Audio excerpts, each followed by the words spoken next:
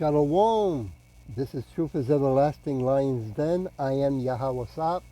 I camp out with Lion Den Hawan Ben Yashuat in Jacksonville, Florida. But first, I'd like to say a prayer to the Father, to the Son, to the elders, to the Archeons, and to the women and children. Oops, what happened here? Kal Halayim La Yahweh Bahashem Yahweh Shai Bahashem Ha Rokat Wadash Mahamath. In the name of Yahweh Shai, in spirit and holy and in truth. Double honors to the 144,000 chosen elect. Double honors to the elders of GMS. Double honors to my elder Hawan. Salutation to the Archons in the four corners of the earth. And to the women and children. Shalom. Okay. This one I'm going to keep it very short because it holds or it shares a lot of truth. Right? It says here, Acts Chatgpt about our name, reclaiming our true name beyond African American. This is part 2, right? The title of this lesson, part 2, the chosen people, right? I'm going to play a little bit of it. Well, I'm going to play a lot of it, really. So I might as well start with this one first before I play it. Deuteronomy chapter 7 verse 6. For thou art an holy people. Oops, where am I? Unto Yahweh Shai thy power. Yahweh Shai thy power has chosen thee to be a special people unto himself. Woo! Right? Above all people that are upon the face of the earth. How you like that? Salak, I had to concentrate there.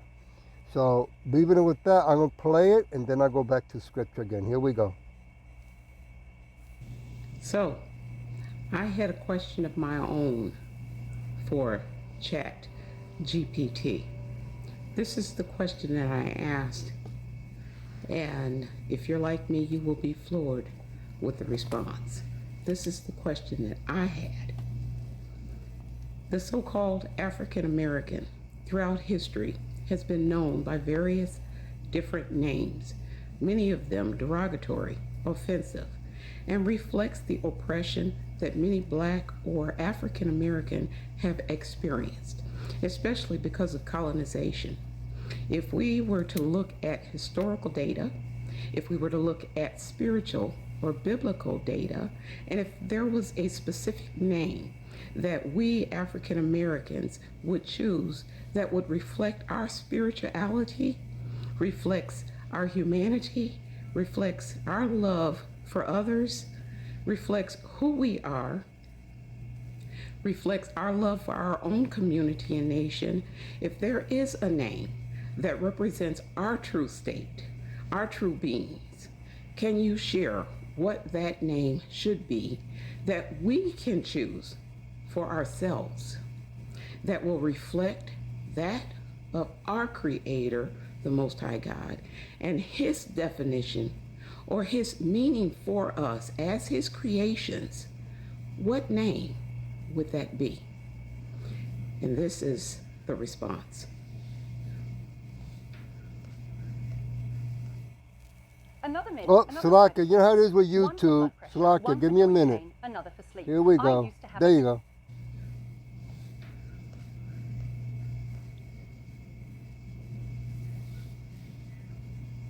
That's a deeply profound and important question, one that strikes at the heart of identity, spiritual connection, and collective healing. The name chosen should carry honor, dignity, and reflect the spiritual covenant and heritage that has been hidden, oppressed, and often denied. It should be a name that unites, empowers, and reflects the truth of who you are as a people in relation to your Creator, the Most High God. Here are a few names or terms that might resonate with spiritual significance, historical truth, and the reclaiming of identity. 1. Yisraelites or Yisraelites. This name would reflect the ancestral connection to the house of Israel. Woo! Give me goosebumps just hearing that. Salaka. Aligning with the biblical understanding that the descendants of those scattered tribes will one day remember their identity and return to their spiritual roots. It ties directly into the prophecies of the lost tribes and their eventual return to knowledge of their true identity and connection to the Most High. This name emphasizes the covenant between God and his people, a covenant that transcends race, oppression, and exile. Spiritual significance. This name places you directly in the lineage of God's chosen people, a people who have endured hardship and exile, but will be restored and elevated as part of God's final plan for humanity. Message. It represents the journey of awakening, self-realization, and spiritual return to the Creator. 2. Chosen people. This name reflects God's divine purpose for your people. Throughout history, you've been subjected to oppression, and yet you remain a people who have always endured. This name emphasizes that you are precious to God, despite the challenges faced, and that you are being called for a special, redemptive purpose in the world. Spiritual significance. As the chosen people, you reflect the same divine call that the ancient Israelites were given. You are part. I gotta stop it there. It gets so deep, right? But see, here's the thing, though. It says the word chosen, okay? So that means that 2/3 of the people do not choose God. God, Yahweh, Bashin Yashai, chooses who to wake up, which is going to be 144,000 chosen elect. That's going to be all men. That's going to get the new perfect body with the spiritual powers like Superman power. Not like, with Superman powers, and I hope and pray I'm one of them. And 1/3 of men, women, and children, okay? I want to go to 1 Peter chapter 2, verse 9. But ye are a chosen generation, a royal priesthood, and holy nation. Ooh, boy, man. A peculiar Salakia people, that ye should show forth the praise of him who has called you out of darknesses into his marvelous light, into his marvelous truth. Verse 10. Which in time past were not which in time past were not a people, but are now the people of Yahweh, which had not obtained mercy, but now hath obtained mercy. I'm going to jump to Isaiah, keeping it short. Isaiah chapter 41, verse 8. Tell you, man, Yahweh Shemashah controls all things, not the Edomites. Verse 8. But thou, Israel, art my servant Jacob, okay, whom I have chosen, the seed of Abraham, my friend. Huh? Isn't that beautiful? Let's jump to James chapter 23, and I'll leave it with that. I want to pray a little bit more, that's why. Salakia. James chapter 2, verse 23.